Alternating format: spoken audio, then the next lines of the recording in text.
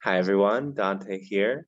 I'm with my friend Amber today, and we are about to dive into her chart in Vedic astrology.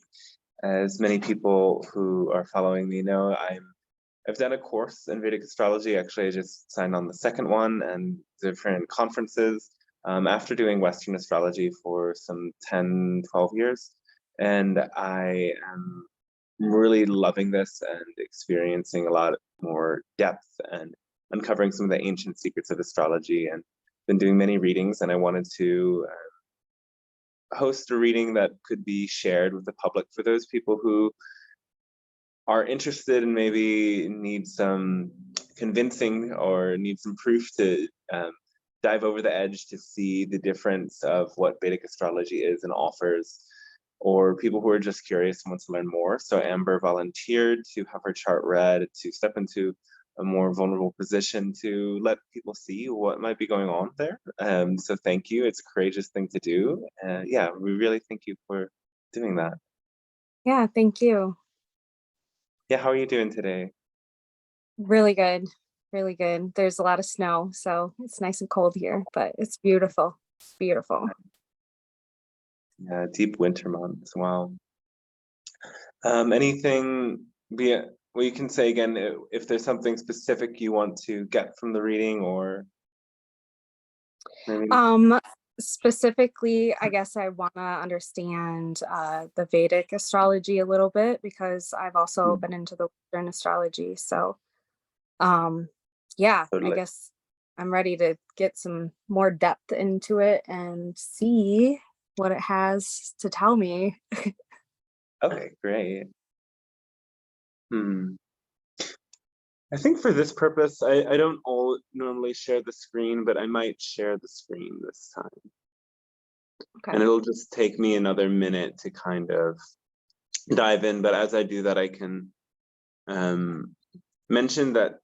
So what's the difference between Western and Vedic astrology is, well, they first of all came from the same source, right? Western astrology kind of split off from the lineage of Vedic astrology. At one point, all astrologers were doing the same thing. And there's two zodiacs. There's the there's the tropical zodiac, which Western uses, and then there's the sidereal zodiac, which Vedic uses. And the tropical zodiac is about the seasonal shifts, and it's connected with the equinoxes and solstices. And so the divisions of the signs are fixed to the points of the equinoxes and solstices. And this is why we see a lot of this mythological, archetypal nature connected to it, because with the changes of the seasons, it's like we're moving through these shifts between the archetypal natures of the signs. And it's not that one of these works and one of them doesn't. The tropical zodiac, the Vedic people say that it's really very good for things happening with the environment and with crop cycles. But, you know, it's used in Western astrology for psychology because it's all about this sort of perception, right? Like there's something that innately connects at an archetypal level, the symbolism of Aries with that equinox point. It's like springing into life, right? And Aries is that life force energy, and you can see all of the signs really connected with the seasons. But then in the Vedic, we're focused on the moving nature of the night sky, and the fact that since the Western system developed, almost 2,000 years ago, when they linked the point of the solstice, or rather the equinox, with that 1 degree of Aries, which at that point actually lined up perfectly. There was a movement of 24 degrees that now, when we get to that spring equinox, we're actually seeing Pisces, the sun's in Pisces. So this sidereal zodiac is what we actually see in the sky. So when people, when we talk in the Western zodiac, almost always the sign that is spoken of in the tropical Western zodiac is 24 degrees behind. actually in the night sky. And this was one thing that made me really wonder, like, you know, if it's so many degrees off, how does this work? And of course it still works, but then there's this other system that I was so curious to discover that works in a very different way. And so a lot of the things that we use in Western astrology, like the aspects, are completely different in Vedic. So yeah, that's just a bit of information about that. And I'm going to post, yeah, I joined with my other computer to share the screen.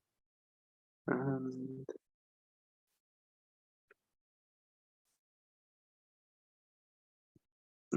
okay, I think that works.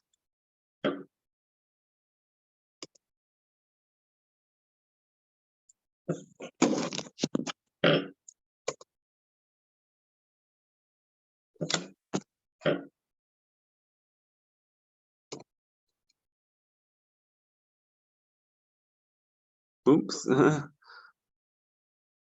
Okay, so yeah, this is the Vedic chart, which is probably something a little bit different than anyone who studies Western have seen and what you've seen. Let's see, can I make it bigger? Why can't I make it bigger? Zoom? Why isn't there a zoom?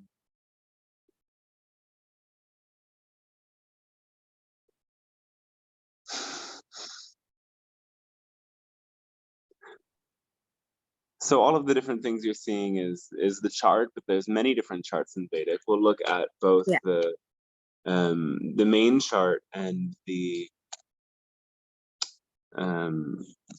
divisional charts. And the divisional charts are created kind of by making these divisions of the degrees by certain numbers.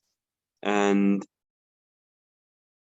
I'm going to share with this screen because I can't zoom in. And it's going to be a little different to work on the phone, but nonetheless. Share. So the divisional charts indicate different correspondences with all of the houses. Like the ninth division, which is commonly used, represents the ninth house and things of the ninth house, like knowledge and much more than that. Talents, our life path. So anyway, in this chart we see here, Oh,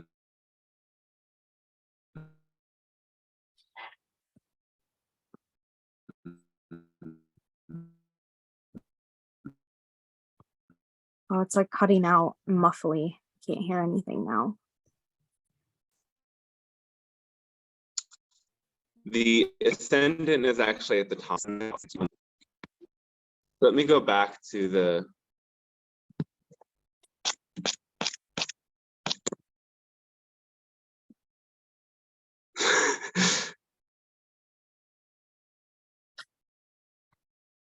okay, can you hear me now? Yes. Okay, is it better? Yeah, it is. Okay. Yeah, I just switched networks. Anyway. Okay. So this is the chart that I would normally use, but other astrologers use different ones. And the ascendant is at the top, and the numbers represent the signs. So 1 is Aries, and so you had Aries sun in Western, but now it's Aries ascendant. And sometimes there's these little bleed throughs where the energies that we're so identified with and feel so connected with actually show up in a different way in the other chart. So Aries is this kind of fiery energy and is very creative, a bit fierce, is really well intended. Aries is connected with Mars, and Mars is kind of like, it's connected with warrior archetype and somebody who always kinds of just as a go-getter, gets things done, maybe even follows orders. But Mars is also connected to the occult in some ways. And Mars, while Mars is just kind of bring about this fierce energy. Mars has a very, a deep good intention beneath it. And so first of all, we see the ascendant and what planets are there. And you have Mercury on the ascendant and Saturn aspecting the ascendant. And Mercury on the ascendant Mercury moves very fast, right? It makes for a lot of intelligence and ability to kind of put yourself out in the world, as the ascendant represents who you are. And Mercury is then bringing this sort of very communicative energy. Mercury has like a business oriented energy to it. And Mercury can make for somebody who is more grounded. Mercury is connected with the earth element. And Saturn aspecting and Jupiter aspecting the ascendant is, Saturn brings air, right? And Saturn is a kind of harsher planet that we see aspecting the ascendant. It can bring a bit of like slowness, sluggishness. Jupiter brings luck. Jupiter brings wisdom. Jupiter kind of protects wherever it touches. And the ascendant also has two planets, Rahu in the second house that you see to the left, and Sun and Venus in the 12th house, which you see to the right. And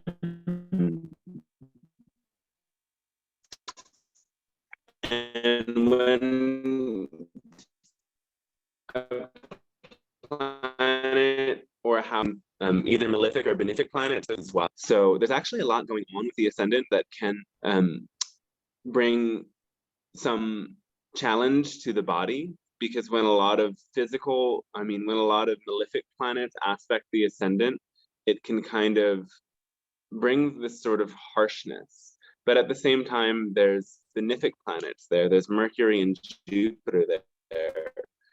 So they bring like protection. It's kind of like would bring to the physical body, like you have maybe issues that come up, but then the resiliency to overcome them. But it's still that back and forth that can happen a lot. And then also this A10 is in the ascendant. So there's like an indicator of all of the houses, and the numbers that you see indicate a connection to a house. They're called Arudapadas, and they're a little bit more subtle, but they're definitely significant for a first reading nonetheless. So having that there, it gives you sort of like an authoritative personality. Like you're somebody who's able to delegate and do business yourself and step into a position of power when that is on the ascendant. And so the next most important thing about the ascendant is the lord of it is Mars, and Mars goes to the 8th house. And the 8th house is the hidden place in the chart. In the 8th house, you'll see, why can't I make the writing on the chart? Oh, yeah, I can. So it's the ascendant. Then Saturn aspected, Jupiter aspected, because Saturn looks halfway across. Jupiter looks at houses where it's at, then 5th house from, 9th house from, and 7th house from. And then here are the two planets on either side of the ascendant that also have action on the ascendant and being influenced by many different people. So now from the sign of Aries, we get Mars in the 8th house. And so 8th house is the hidden place in the chart. And it's also where planets go right before they set beneath the horizon. So it's like a preparation to go into the underworld. And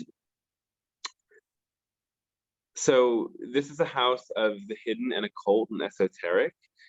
It's also a house of diseases or losses or accidents. It's a house of other people's money, in other words, unearned wealth that can manifest in the form of gifts or inheritance. It's the house of research and digging deep. And Mars is a particularly powerful planet in its other sign of Scorpio, Mars is associated with two signs, Aries and Scorpio. So Mars has this natural strength that comes from being in Scorpio, and Mars is retrograde, and retrograde planets, you know, when it's a transit, retrograde planets can bring a little bit of like confusion and slowness, but in a natal chart, retrograde planets bring a very strong desire. They bring a lot of like, there's a desire for that thing that it represents and where it's placed.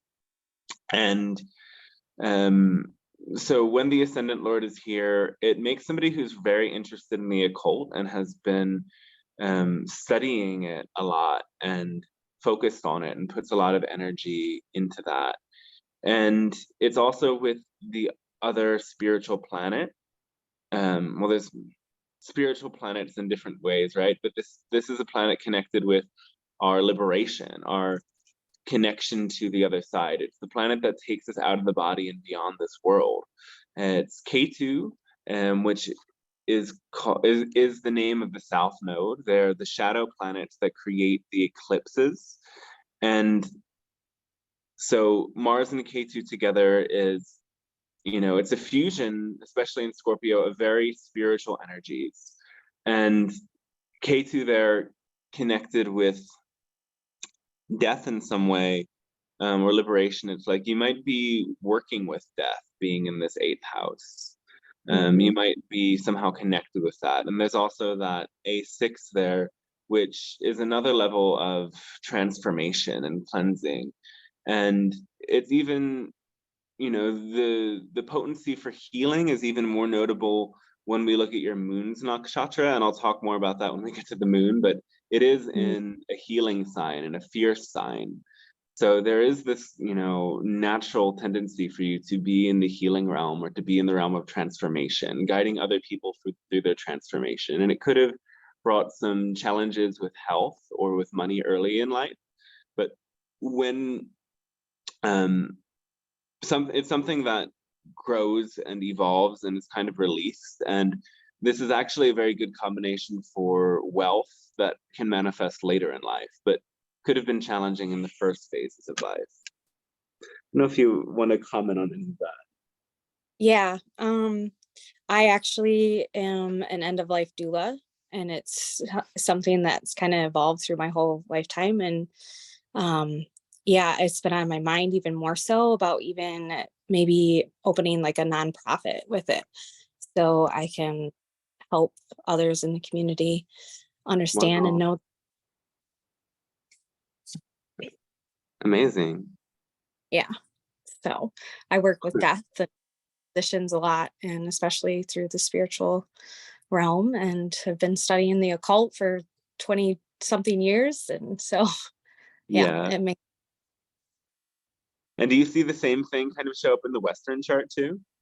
yeah, a little bit, but this, I think the way you described it too, and like where everything's at, um, it kind of confirmed it even more and gave it a little bit more depth too, which is really cool. Oh, awesome. Yeah. Thank you. Of course. Yeah, I'd love to be on the video and talk about the chart at the same time, but it's not possible for whatever reason. What? Go away. I'm just making all sorts of errors here. You're figuring it out. Yeah. So next is the moon. So moon is, you know, we see the moon as in some ways more important than the sun in Vedic astrology. Um, and the moon is in the sign of Gemini. And the moon's in the 3rd house. The moon is connected with this. So again, I said the things represent, those little numbers represent houses, but the AL connects to the 1st house, the UL connects with the 12th house. It means Aruda Lugna and Upapada Lugna. Anyway, that's a little complex. But Okay, I'd love so to know that. yeah. Moon in Gemini is is strong. Moon doesn't have any enemy signs naturally, and Moon's close to Mercury. So we see that when a planet is with not on top of, but within 5 houses of the ruling sign of the ruling planet of the sign, then that makes the planet happy in a friendly sign. So Moon naturally has some strength there, and Moon in the 3rd house is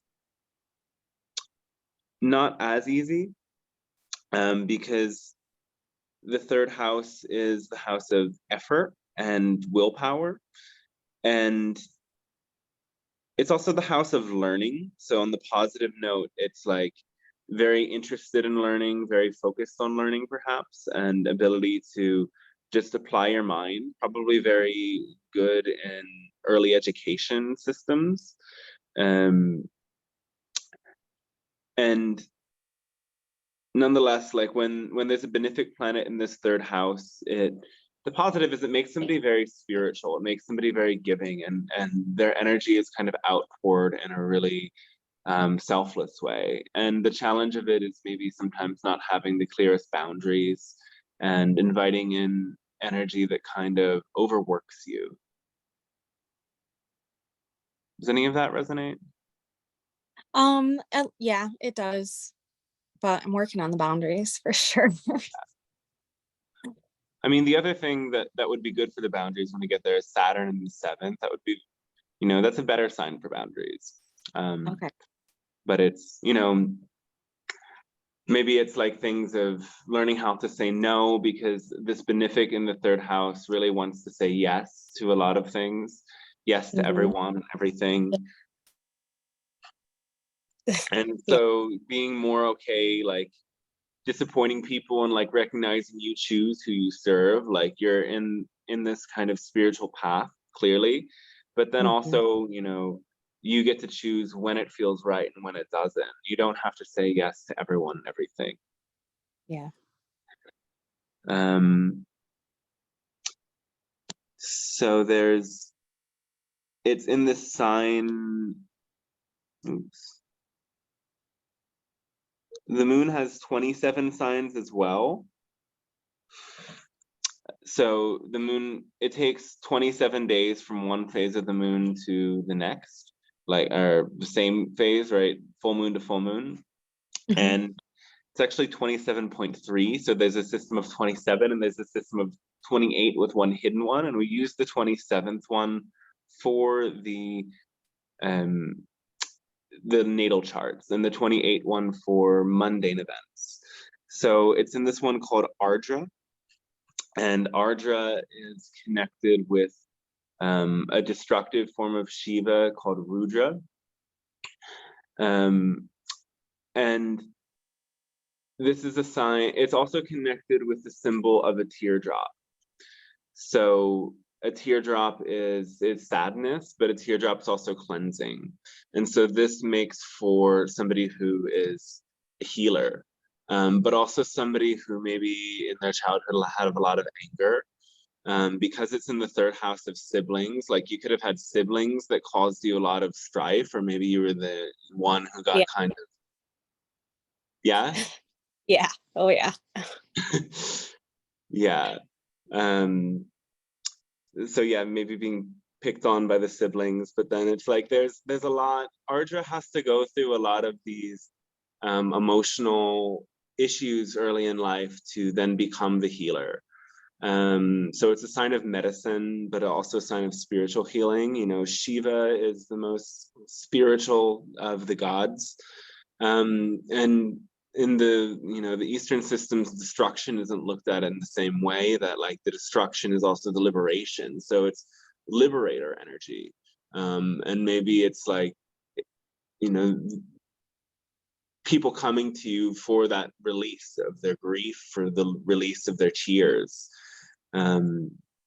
So working with that, and then we see, how strong is the nakshatra lord, and Rahu as the lord, the north node, is in the 2nd house, doing quite well in its exaltation sign of Taurus. So, after moving through that challenge that all of the Ardras have to go through, and, anyone who becomes like on this shamanic path, on this esoteric has to go through of, their own dark nights of the soul to be able to guide people through their own, then it's like it lightens up and there's this kind of mystical depth to that quality of Ardra and the moon there. Any questions or things you want to say? It all makes a lot of sense. Oh, cool. Yeah. Yeah, it's really good. So Sun in Pisces with Venus. Sun in Pisces is also a good place for the Sun, and Sun is with Venus. Venus is exalted in Pisces, so together they do. An exalted planet uplifts whoever it's hanging out with too, so the Sun's uplifted, and this gives some natural strength to the Sun. Yet the Sun is kind of struggling in this 12th house. And this is another spiritual combination because any planet in the 12th house brings spirituality, and it's the house of, other states of consciousness and other worldly states. And it's the house of the transpersonal and going beyond the physical. It's also the house of marriage and the house of the bed. So 12th house planets can be good for marriage and good for bringing your dreams into reality because it's the house of dreaming. But then the Sun is all about persona and personality and our sense of self. And when it's in this 12th house, which is kind of a more hidden place, it's like our sense of self becomes a little bit hidden and a little bit in the background, and it can be harder to kind of apply ourselves. And so can be issues with really like stepping up and putting yourself into a deeply expressive way or putting yourself in the spotlight. And then it also affects the house that the Sun lords. So Sun is Leo, Leo is 5, and that becomes the 5th house. So 5th house is intuition and decision making, and it's arts as well. It's learning, it's memory. So it could indicate some challenges in any of those areas. But I mean, naturally, intuition will be strong when there's a lot of this spiritual energy going on. But it could be a lack of, it might have been that doubting your intuition comes in, even though there's this strength, because it's sort of a little confused. It could be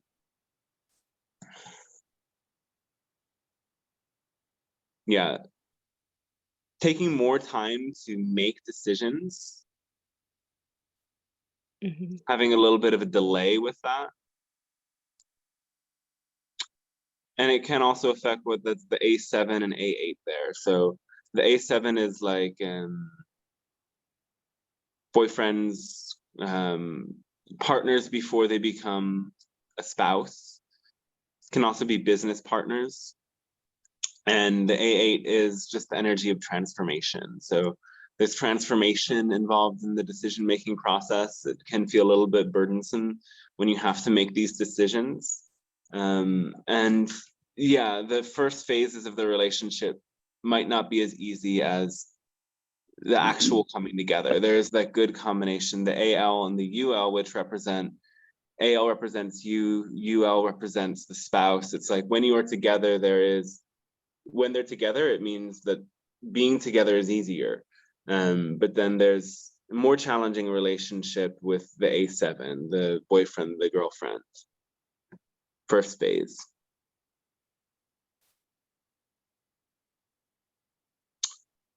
Yeah, any comments or questions about that?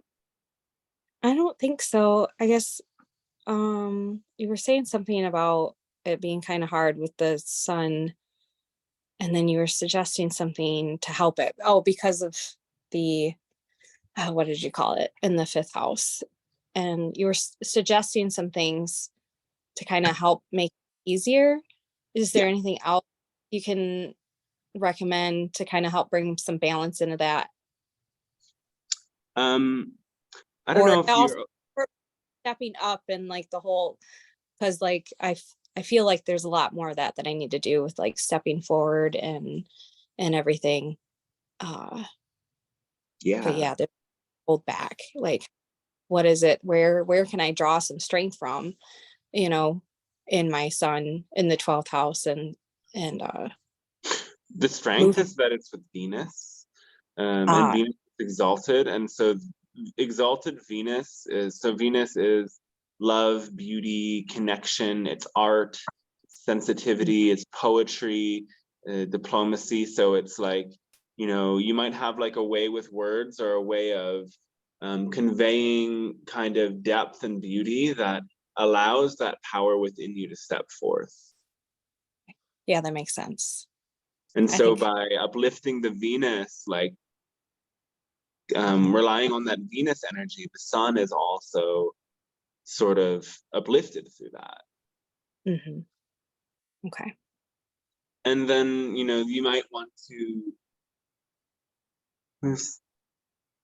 yeah, the sun is also the planet connected with health. So it will always be helpful to strengthen the sun.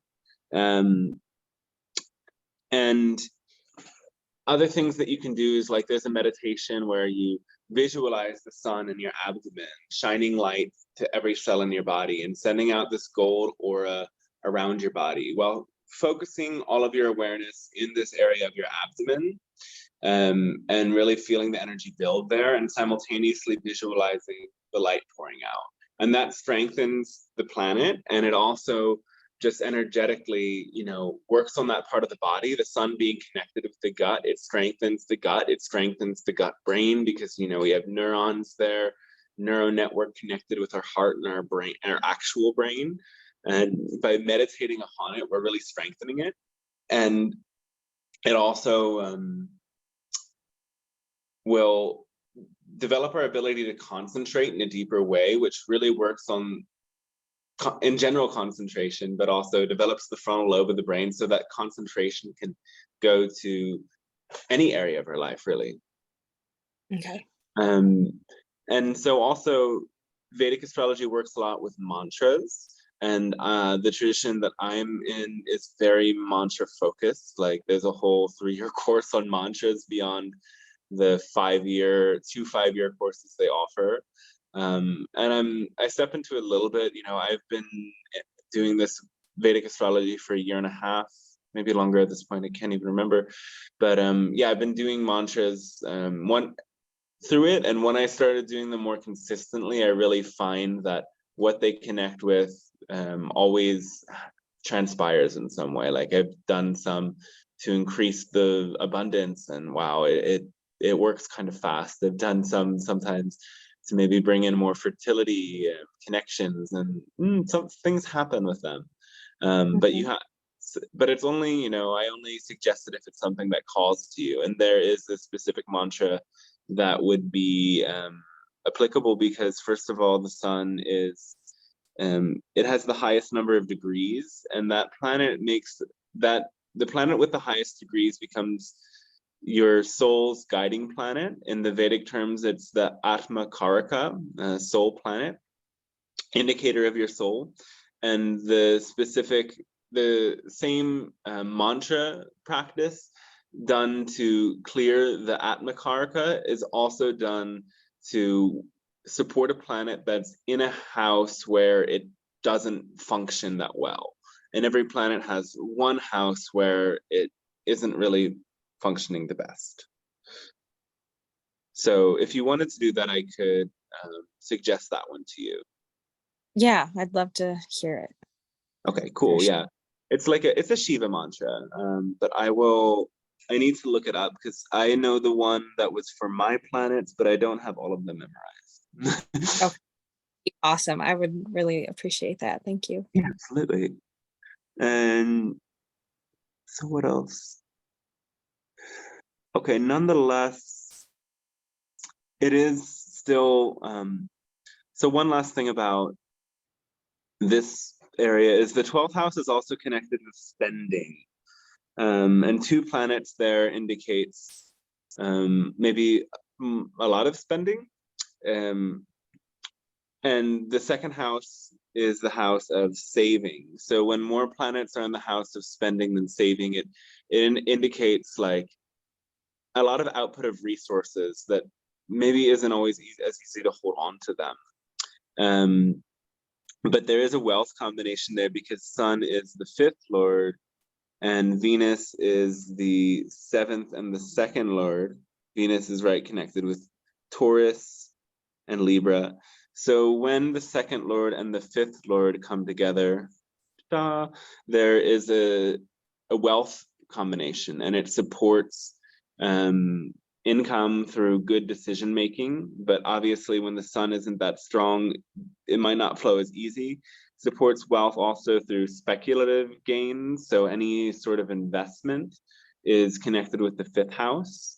But generally, yeah, decision making and luck are 5th house connections. So that could be another benefit of doing that mantra and working on solar energy, working on fire, which is the element connected with the sun, can really start to support those things in growing and evolving.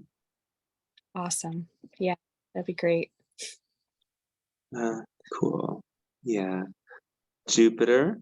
Jupiter is one of the most important planets in Vedic astrology and in astrology in general. It's the greatest benefic.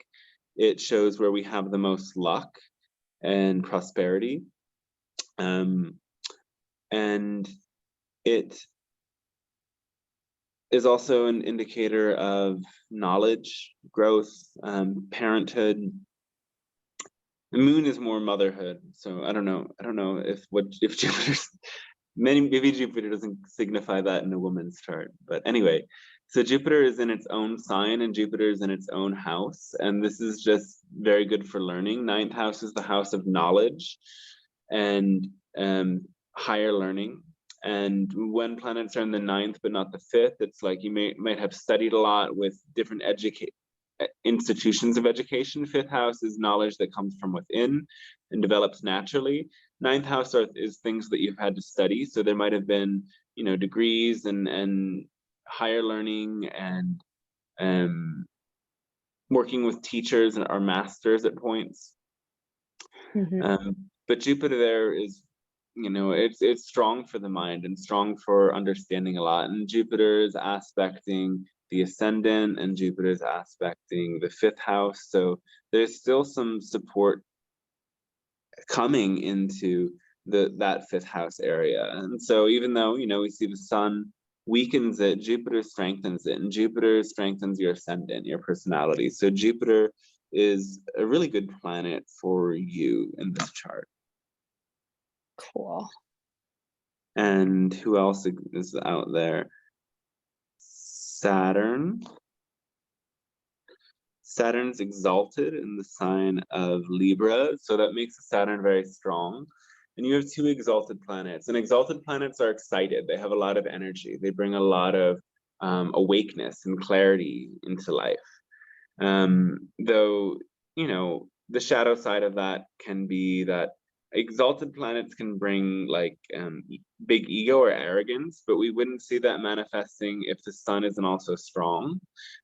So the other potential of an exalted planet is like high expectations, putting a lot of pressure on yourself. So there can be a lot of pressure in the area of 7th house is relationships and business partnerships. And Saturn there is a very good thing because Saturn's a serious planet, and a strong Saturn in the house of relationships is serious relationships. You might not have partnerships that are so light. It's like you kind of think about them in a very practical sense in terms of what your goals are with this sort of long-term vision, and that strengthens the partnership a lot.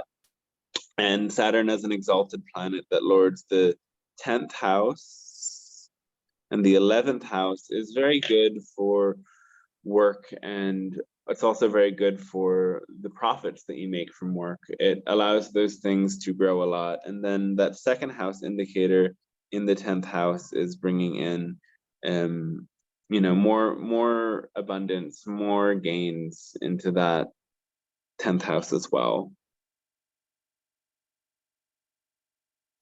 That's good. Yeah, the fifth house indicator can also indicate children, and that's in the 7th as well. So children that may have a very strong work ethic. Children might grow to be very talented, and this exalted Saturn has a lot of has a strong ethic, you would say. Saturn can indicate going against the norm and doing bad things, but an exalted Saturn is ethical, and in Libra, the sign of justice and balance, is able to do the right thing. Mm-hmm. So the last planet, Rahu, Ketu, they're always connected, but we touched on Ketu a little bit. Rahu is in the sign of Taurus, where it's exalted, and Rahu is in the 2nd house. So Rahu, Ketu is the planet that brings us out of the body. Rahu is the planet that brings us into the body. It's the planet that brings us to incarnate, and it can represent our desires. So in the 2nd house, there's a great desire for wealth and money and values, and it allows you to achieve them and experience them. Rahu is sandwiched between benefics, so Mercury and the moon go to support Rahu, and this gives Rahu even more strength. So Rahu is a planet that, if it isn't strong, can be very problematic, but in your chart, Rahu is, offering support and offering just generally good health and well-being. And still, nonetheless, it's a malefic in the 2nd house. The 2nd house is also, it doesn't just represent money and values, it represents what comes into and out of the mouth. A malefic in the 2nd house can still bring some challenges with eating habits at a point that just can be transformed by working on that energy of a desire. The opposite of Rahu is always Ketu. So if Rahu's craving, Ketu is learning that penance or that austerity of just, letting go of things sometimes. But nonetheless, because Rahu is strong, it is able to overcome those obstacles and should bring a lot of wealth.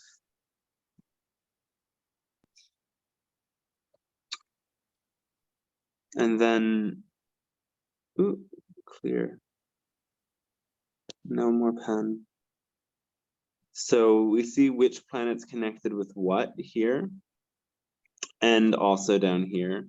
And I know that you mentioned when you wrote to me about the children and conceiving, and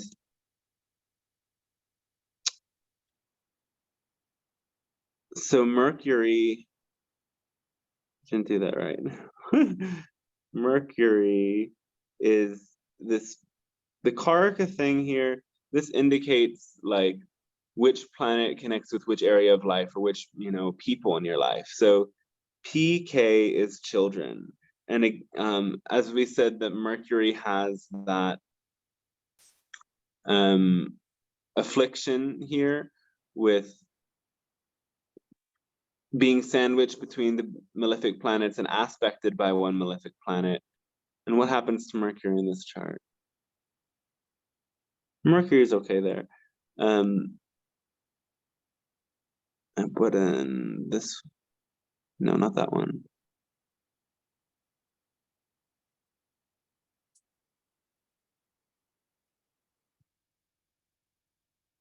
Their Mercury is with Mars and in the 12th house. This chart represents children too, and so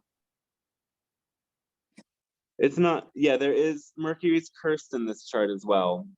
And Mercury as the representation of children is is just a little bit challenged. And so to bring about, better fertility, we want to do another remedy for Mercury. And I can look a little bit more into what some of those can be specifically for Mercury in the first house.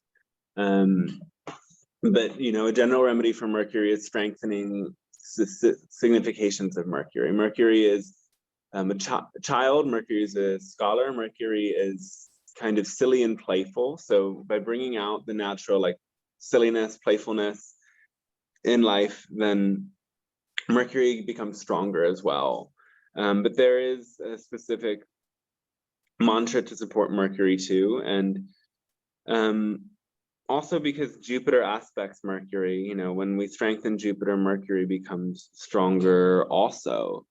And so as for timing, if you want to time having another child, we know that Jupiter is moving from where it's currently positioned in the sign of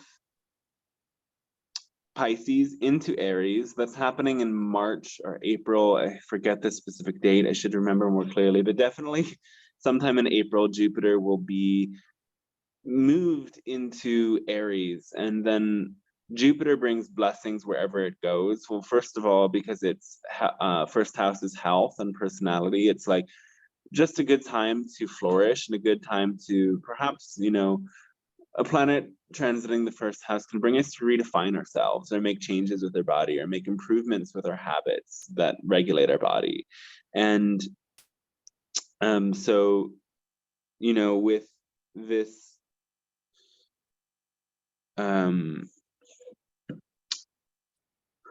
with Jupiter there and Mercury indicating children, we can see that, that could be a support of a good time to have children. And there's like, if it becomes very challenging, I have this kind of ancient text that I read a little bit into, but it's a little bit too complex to talk about in a reading because it's saying on this day and on that day and on this nakshatra, try this. And only like, so if it becomes really problematic, you can contact me again and I can be like, okay, not just that time period, but this specific day is the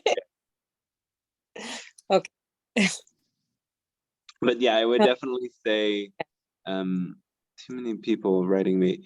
I would definitely say when Jupiter transits into that first house, because Mercury is connected with children, and Jupiter in the 12th house is not so nice. Jupiter in the first house is very good.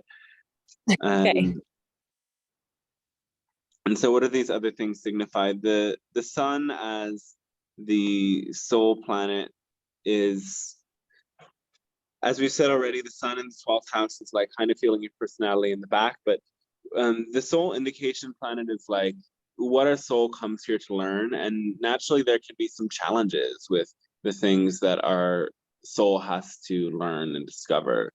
So if it's Venus, people will have issues with relationships, and that's their soul's learning about that. If it's Mars, people have issues with fights and conflicts, and that's what people learn about. If it's Saturn, people will have issues with suffering. So Sun, it's power. It's like the lesson in your life is to learn the right use of power and authority and recognition. And maybe it doesn't come as naturally to you, but you can finding that power within strengthens your soul and allows your soul to grow. So that mantra will definitely help in releasing some of that and releasing maybe some of that feeling of needing more recognition that recognizing yourself can be kind of the remedy for.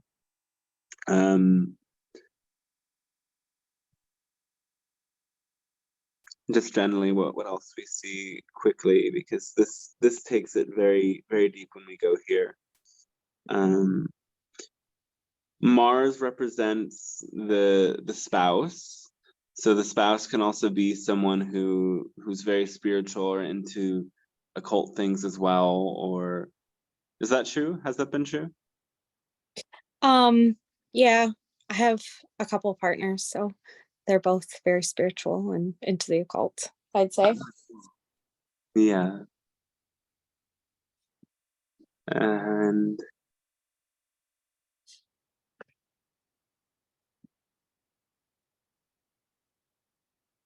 Jupiter represents the teacher. Jupiter is the teacher, so that's naturally a good place for Jupiter to be. Saturn is the advisor. Another sign of having good advice, having good people kind of directing you and good opportunities coming to have input into where you're directing your energy. The moon is the mother. The moon's always the mother, but the moon's even more the mother because of how that shows up. And so that's also maybe some of that overexerting yourself was learned from your mother, because if the moon is bringing that energy in, the mother must have done that as well. Mhm. Yes? Yeah, definitely.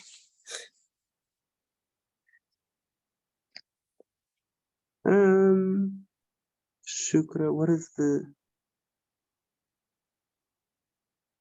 Yeah, we don't need too much more of this. Father, Rahu. Father could have been... Rahu, even if it's strong, is always a little bit rebellious, a little bit unruly, but nonetheless well-intended, because Rahu's strong in your chart. If Rahu wasn't well-intended, like I have a more wild Rahu. Father was a little bit crazier at times.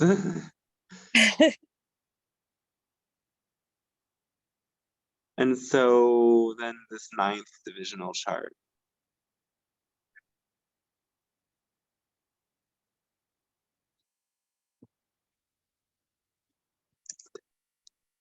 Your birth time was, it's 7:03. That's pretty spot on, right? Yeah. Birth record. Yeah. Yeah, and if it's 03, we wouldn't assume that it changes. But sometimes when they do round birth numbers, there has to be more rectification.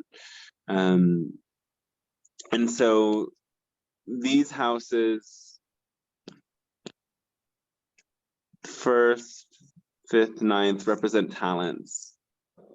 A talent with Mars. The texts say that people with the natural talent of Mars could be good at working with fire and good with martial arts. Though I also think that Mars is still representing the occult. So I think that shows up here as a natural gift towards working in the occult realm. And I mean, okay, so Leo is the ascendant of this 9th house. So that's a positive thing for the sun and working with solar energy. If Leo's the ascendant, there is some solar strength within you. So there, the leadership skill exists within you somewhere. It just has to be brought out of that 12th house. And then Saturn is in the 9th house, and 9th house represents things that you learn with a teacher. And Saturn is kind of like odd jobs. Saturn is like, basic tasks and things that are done around the house. So Saturn can bring universal talent. It's like you're able to do anything. And so with some practice, with some guidance, you could probably learn anything. But we see here Saturn is debilitated rather. And that comes to affect the exalted Saturn in the first chart. So that means over time, Saturn might lose strength. Over time, that ability to kind of hold to commitments that Saturn, an exalted Saturn, brings gets a little bit weaker with time, and that Saturn is something that you might have to strengthen as you get older and as time passes. And in relationships. And then this can represent the partner. But it's like new moon energy with the partner. And this does as well. So, I mean, sun and moon together is relating with somebody who sun is powerful, moon is sensitive and powerful. in Aquarius. Aquarius is also a bit of an occult sign, right? It's like out there, uncanny, but Aquarius is very also focused on the improvement and betterment of society. So there is that Saturn influence. Maybe the partner could be older, but definitely powerful. And yeah, the new moon energy brings in a certain darkness there. But that can also represent as the occult, as we've said, like looking into the darkness rather than away from it.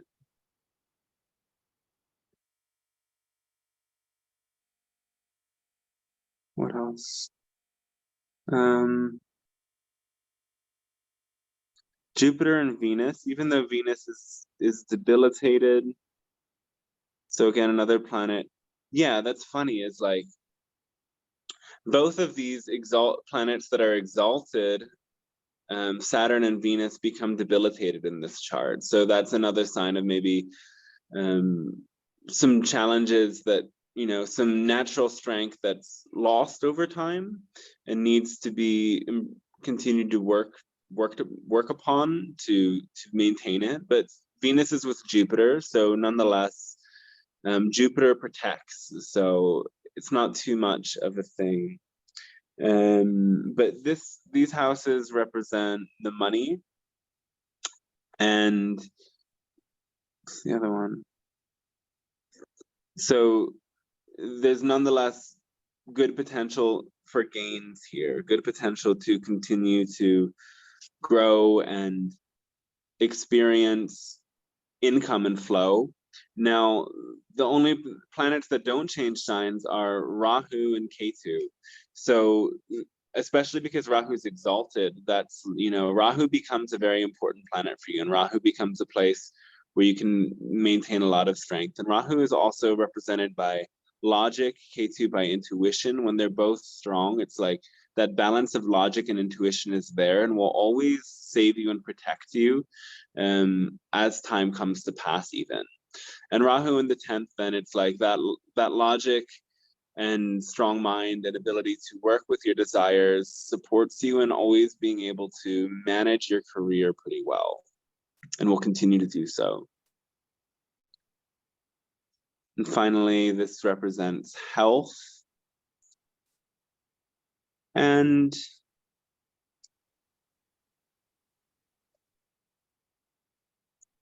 Mercury is fine.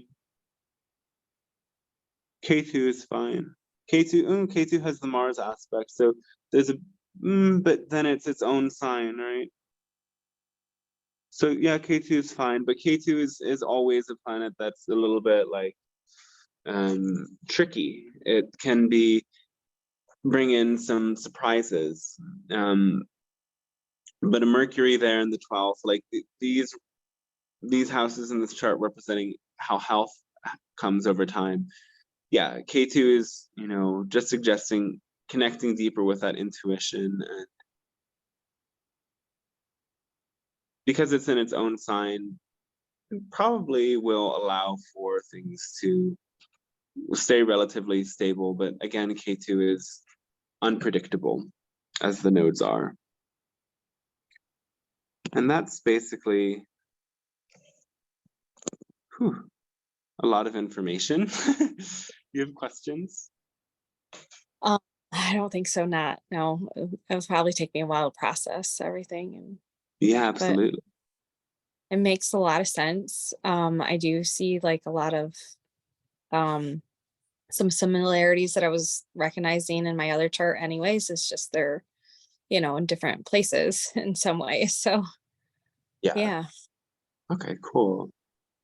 Yeah, let me look up that mantra for you. Yeah, that's the thing between, and I've studied also a bit of the Mayan astrology, gene keys. There's 2 Mayan astrologies. I've studied both of them, not as in depth as I have the Vedic astrology, but nonetheless, even, for some years I was checking every day what the Mayan sign is. And the thing about astrology is that you can see these commonalities where they all point to something that's the same, even though the systems are incredibly different. We can find like that same universal message that is alive in our chart in all of the systems, which is kind of mind-blowing sometimes. Mm-hmm. Yeah. Yeah. It was very interesting. So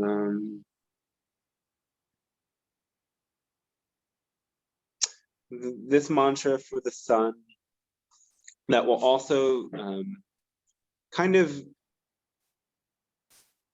strengthen anything that could be in the, I think this mantra works on everything really, because it also works on the first house, and Mercury, that planet connected with children for you, is in the first house. And so this is a purifying mantra that removes any impurities and removes things that might be in the way so that the light can shine brighter. It's Om Namah Shivaya, Namo Rameshvaraya. Rameshvaraya, yeah, Rameshvaraya. I'll type it in Messenger. Thank you.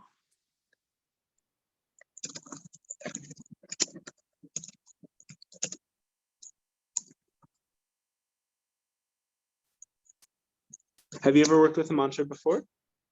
Yeah. Yep. I have. A Vedic mantra or Mhm. Sanskrit? Yeah. Sanskrit and yeah. Okay, cool. Do you have a mala? I do. I have a couple. Okay. Oh, awesome. Amazing. So, one mala for 90 days of this mantra, or 3 malas for 40 days will bring about the change that this mantra is supposed to bring. Okay. Yeah. Thank you.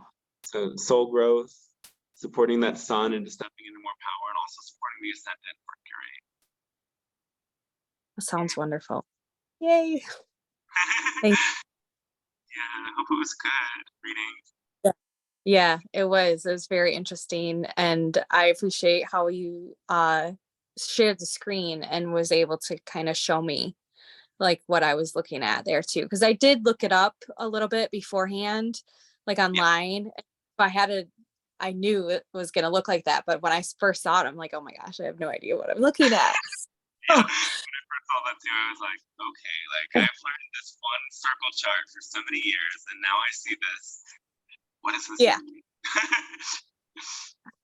And it makes a lot of sense too. But now I want to look up everybody else's chart on the Vedic charts and see, because I'm like, my mom's like sun, moon, and rising, and my kids and everything. And so even stuff like where you said where I had some placements, like it was familiar, and even like where you talked about like the kids working or something. Both my kids in the tropical charts are both Capricorns, and me and both my kids and my mother all have Cancer moon in the tropical chart. So like there's a lot of family connection too, and like where I could even see it showing up here in this chart. So it was interesting. Yeah. Yeah, it was super cool. Now I'm excited to learn more about it. So Are your children's moon signs very close in degree? I don't know that part off the top of my head. Like they were born 2 days apart, like two less than 3 years apart. My daughter was born, January 14th, and then my son came almost 3 years later on the 12th of January. So it is a thing that, like, they say if not in the same sun sign, but in the same moon sign, if 2 children in the family are born with the same moon sign, that there's a remedy that's supposed to be done for that, because it could bring some challenges to one of the children. So, okay, well, my young is nonverbal and autistic, so yeah, working with that, it's beautiful though. I love it, and we're learning and growing, and yeah, it's a lot of fun. So yeah, good that you yeah. See it in the positive way, able to work with it, transform. Mm-hmm. But yeah, I mean, even it could be a thing then potentially that there is that same lunar house, same one of the 27. So if you look it up and you see like where it says nakshatra, if you get the same nakshatra when you look up the charts, then you can just send me a message and I can ask people if anyone knows how to do that remedy, because it's something a little bit more advanced. It's something I just know Okay. of. Yeah, I'll look into more and figure it out where they're at. Yeah, that was cool. Okay, great. Yeah, really good to meet you as well. Yeah, you too. Thank you for offering that. Yeah, and thanks for being open to sharing it and letting people see a bit more of how the Vedic reading works. Yeah, I'm glad I could do that. Thanks. Welcome. Big thing for somebody with all the planets in that 8th house, the hidden house. Yeah, yeah, yeah. No, I mean, I definitely resonate with a lot of it, especially like the healing and the spirituality and the transformations and yeah, yeah. So, do you want to add any comments in what you thought about the reading? My partner's behind me has been listening the whole time, so Oh wow, cool. oh, he's distracted. He doesn't have a comment. That's okay. But Can I thought listen it to was it later. yep, exactly. Yeah. Great. All right. Cool. Super good to connect. And yeah, let me know if you have follow-up questions, and thanks again. Hey, yeah, thank you. I appreciate it. Yeah, if then anybody watching this is interested in a Vedic reading, I'm doing them now for donation, just to get experience in. I do suggest between like 80 and 150 is kind of fair range for somebody with this experience, but anything works. So yeah, if you want a reading or know people who do, send them my way, send me an email or message and we can set something up. But yeah, I thank you again. Thanks for watching. Thanks everybody. Thanks universe and gods and beings. And see you next time. Bye. Thank you. Bye.